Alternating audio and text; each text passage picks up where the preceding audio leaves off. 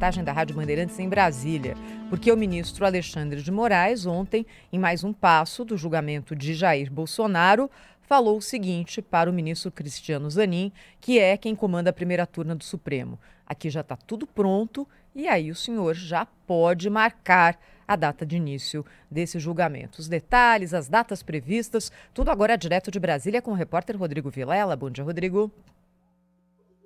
Oi, Thaís, bom dia a todo mundo que acompanha o Jornal Gente, na Rádio Bandeirantes, também na Band News TV. Pois é, Thaís, essa solicitação ocorreu um dia depois da defesa do ex-presidente Jair Bolsonaro apresentar as alegações finais ali nesse processo que apura essa suposta tentativa de golpe de Estado.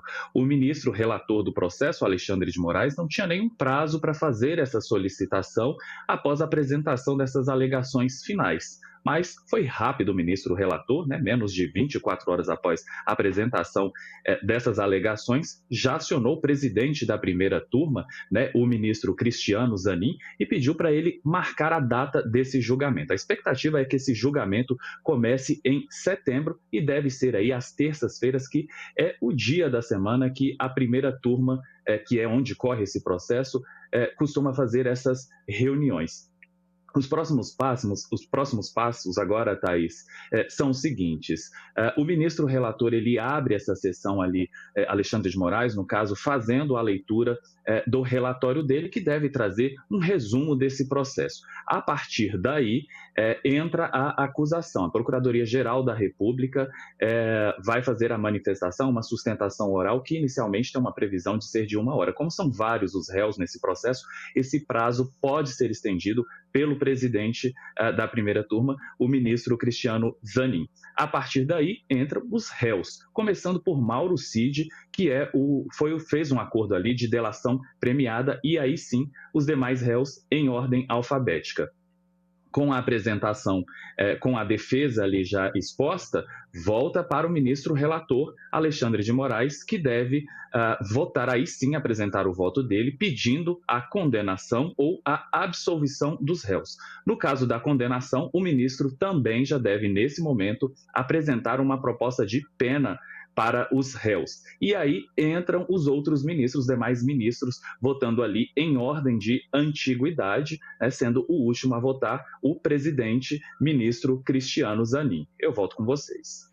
Obrigado, Rodrigo Vilela, direto de Brasília. Vamos acompanhar uma expectativa, para que isso aconteça no mês de setembro, mas com essa manifestação do ministro Alexandre de Moraes, fica absolutamente nas mãos de Cristiano Zanin agora colocar isso, ele que é o presidente da primeira turma, que tem 5 ministros lá no Supremo Tribunal Federal. São 11 ministros no total, 5 na primeira turma, 5 na segunda. Só o ministro Barroso, que é o atual presidente, que não participa das turmas, porque tem outros compromissos como presidente da Suprema Corte. Nós estamos recebendo aqui no nosso estúdio o ex-ministro da Defesa, ex-presidente da Câmara Federal, ex-ministro do Esporte, político Aldo Rebelo, que vai trazer para a gente algumas considerações a respeito desse momento, a influência política sobre o judiciário às vésperas do julgamento de Bolsonaro. A defesa já entregou as alegações finais, a última etapa antes do julgamento. O que se pode esperar? O senhor acredita que vai ser um julgamento realizado no curto prazo? Teremos a possibilidade de se arrastar isso por mais algum tempo? Qual que é a sua expectativa? Bom dia, ministro. Bom dia, Pedro. Bom dia, Thaís. Bom dia. Pedro, Thaís e internautas, nunca é um sinal alvissareiro para uma sociedade o protagonismo do poder judiciário. Aliás, o protagonismo da política nem sempre é um bom sinal. O protagonismo deve ser da economia, da atividade que gera emprego, que gera renda, que gera divisas para o país. É como numa partida de futebol. O juiz não deve ser o protagonista. O protagonista deve ser quem está jogando. O juiz é apenas um mediador. Se ele for invisível, tanto melhor para o espetáculo. Mas aqui no Brasil, infelizmente, a partir de circunstâncias que não são novas, o judiciário passou a ser o protagonista, não apenas das suas próprias atividades, mas também da atividade política em geral. O judiciário interfere no poder legislativo, o judiciário interfere no poder executivo. O judiciário agora está sendo protagonista até da política externa do país, né? A partir dessas sanções que o governo americano impôs a uma parte da Corte Suprema do Brasil. Eu não acho isso um bom sinal. E você tem um ex-presidente da República julgado em condições que não são as mais recomendáveis, porque é evidentemente um processo político, independente das culpas que ele venha a ter. É um processo político, como foi o processo político que atingiu anteriormente, né, o presidente Collor, a presidente Dilma, e o presidente Temer e o presidente Lula, que terminou preso e depois foi liberado para participar das eleições, né, num processo também de cunho político. A prisão foi política e a libertação depois também foi política. É isso que nós vivemos no Brasil. Ministro, deixa eu só aqui engatar, antes da gente passar para outro assunto, que é o seguinte: em que momento que o senhor acha que aconteceu essa virada de chave e que o Poder Judiciário assumiu o protagonismo no Brasil? E por quê? O que levou a gente a essa situação atual? Quem que deu mole também para que o Judiciário colocasse as suas manguinhas de fora?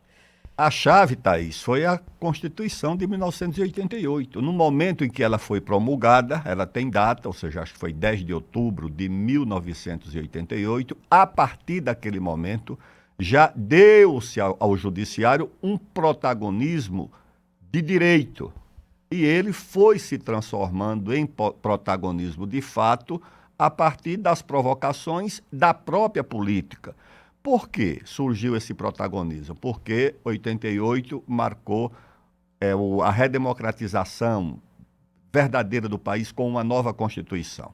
Nós vínhamos de um governo militar com o protagonismo de uma instituição muito forte, de muita tradição, de memória, de raízes no país, que são as corporações militares. A Marinha, o Exército, a Aeronáutica, mais recente, mas são corporações centenárias. Essas corporações governaram o país. Os setores da sociedade incomodados com esse protagonismo, por causa do regime militar, da cassação de mandatos, das prisões, dos exílios, da economia fortalecida com o governo Geisel, o programa nuclear, programa espacial, tudo isso levou a uma união das lideranças civis, conservadoras, progressistas, e essas lideranças resolveram vacinar o país contra a influência da corporação militar. E a vacina era empoderar corporações civis, que tivessem um protagonismo capaz de fazer face às corporações militares. Fortaleceram o Judiciário, principalmente o Supremo, e criaram uma nova instituição que não tinha esse papel, que é o Ministério Público Federal, com poderes também quase que ilimitados. A partir daí, a própria política foi provocando o Supremo. Sofria uma derrota na Câmara, a minoria recorria ao Supremo.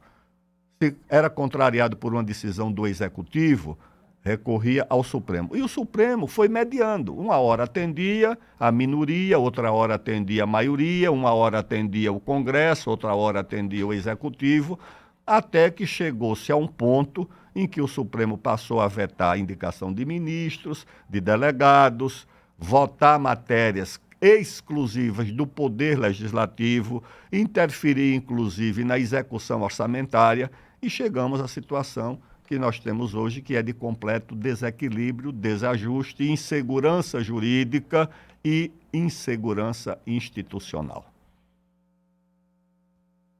Ministro, muito bom dia, bem-vindo aqui ao nosso programa.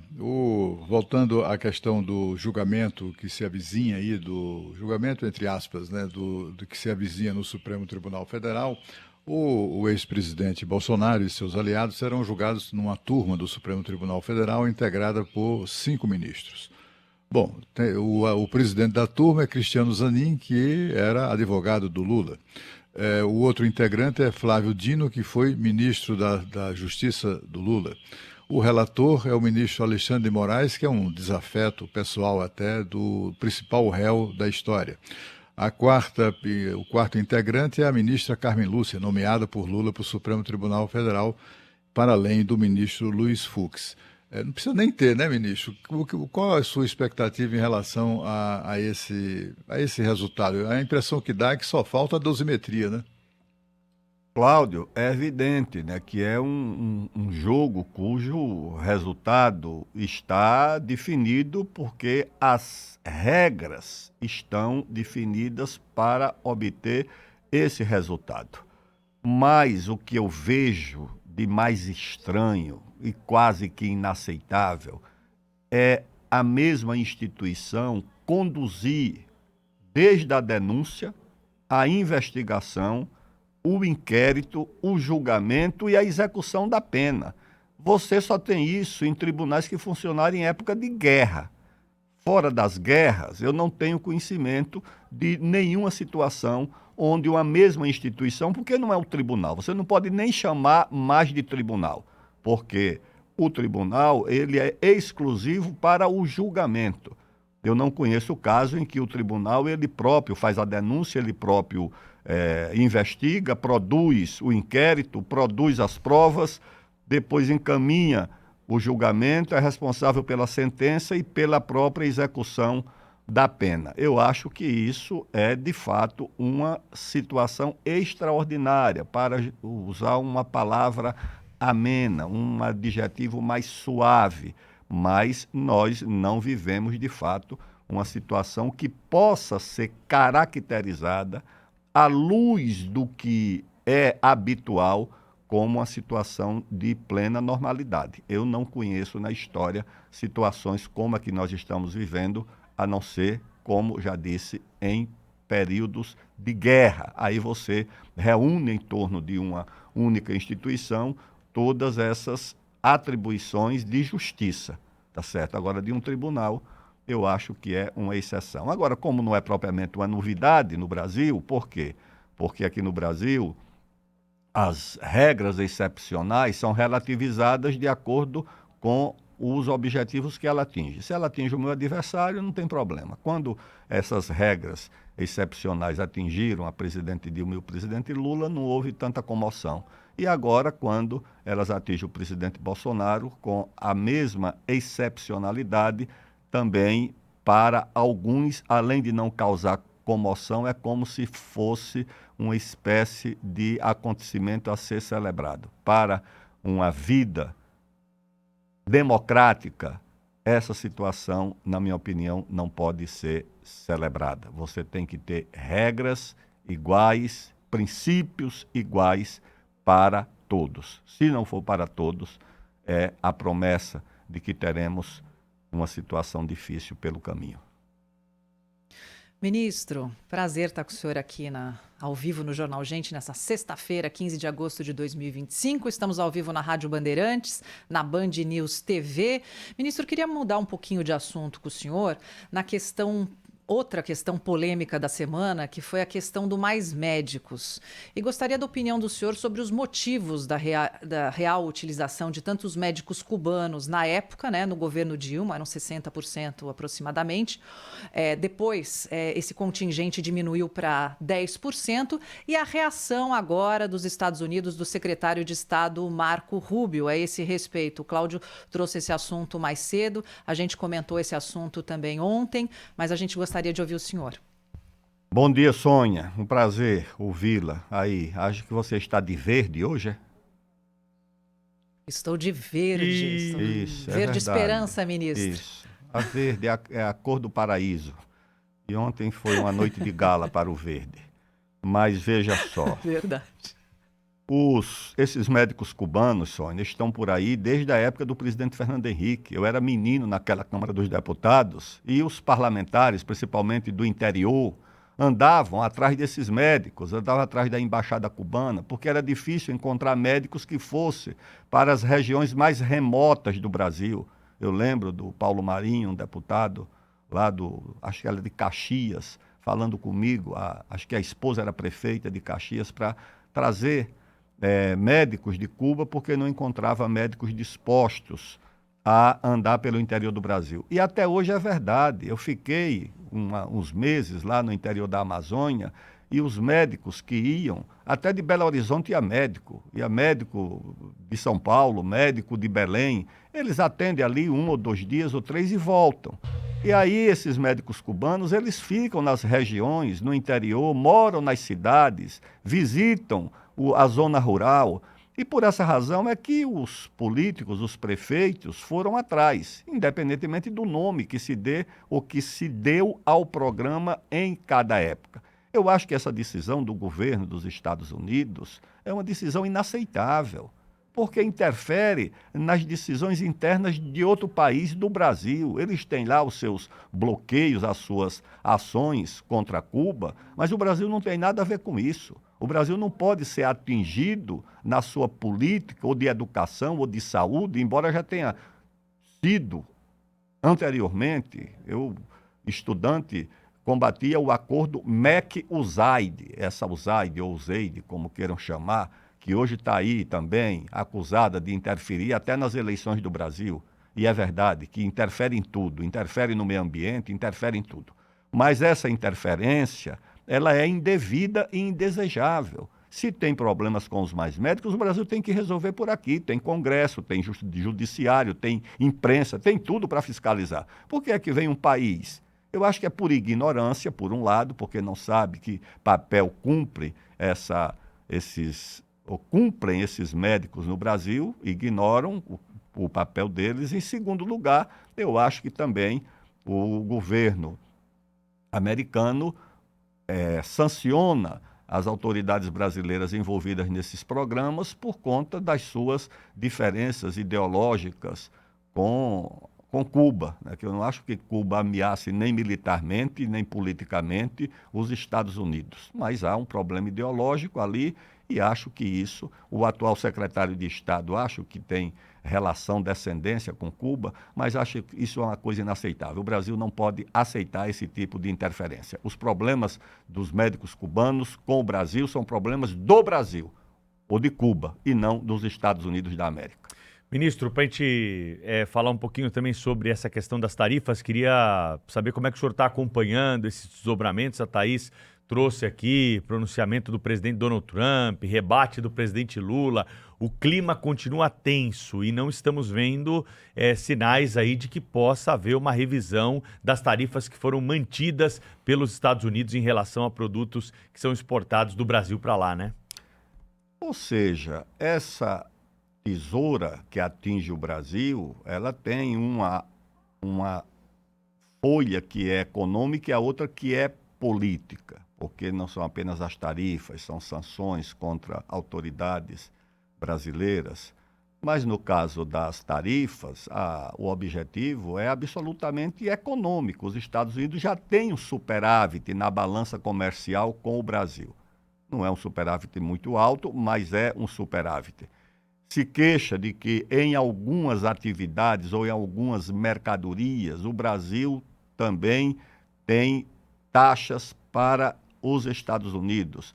E por conta disso, para aumentar o superávit, impôs tarifas sobre o Brasil. O estranho nisso tudo, meu caro Pedro, é autoridades brasileiras, políticas, pedindo essas tarifas como forma de pressão política contra o Brasil. Há uma disputa política, não estou dizendo que ela seja justa ou equilibrada dentro do país, mas isso tem que ser mediado por brasileiros. Você não pode recorrer a um outro país para impor sanções econômicas que serão pagas por empresas brasileiras, principalmente pequenos e médios produtores. São os pequenos e os médios que vão arcar principalmente com as piores consequências dessas tarifas. Você vai fazer com que pessoas vão perder emprego, o país e os municípios e os estados vão perder impostos, o país vai perder divisas, empresas vão fechar por causa de uma disputa política interna e porque alguém recorreu às tarifas de uma potência estrangeira para resolver. Isso não é justo, isso está errado. O Brasil tem condições de se defender? Tem. Tem porque esse comércio não representa tanto. Todo o comércio exterior representa 2% do PIB do Brasil. E o comércio com os Estados Unidos representa 2% desse comércio exterior. Então, nós temos condições de contornar, de enfrentar, de procurar alternativas, como já há alternativas. O próprio México já aumentou o consumo de carne do Brasil, a China já credenciou mais de uma centena de empresas no caso do café. Outras oportunidades vão aparecer. Agora, é muito ruim para o Brasil e também para os Estados Unidos um conflito entre os dois maiores países do hemisfério.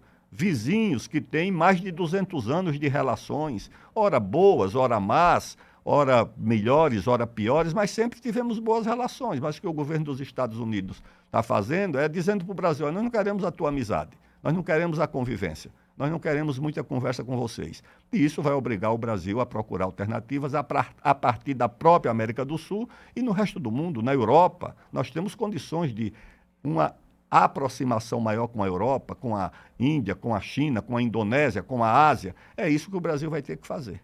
O ministro Aldo Rebelo conosco aqui no estúdio do Jornal Gente, na Rádio Bandeirantes, na Band News TV. Já já a gente vai falar sobre COP com o senhor. Ontem teve um manifesto de governadores pedindo para deixar a COP em Belém, que está tudo certo. Nem todos assinaram, que fique bem claro, diga-se de passagem. Mas antes da gente terminar esse bloco, ministro, para a gente fechar essa página Lula, Trump, Bolsonaro, tarifas, etc., queria voltar ao começo aqui da nossa conversa, em que a gente falava sobre o julgamento do ex-presidente Jair Bolsonaro. E aí queria quase derrubei a água aqui.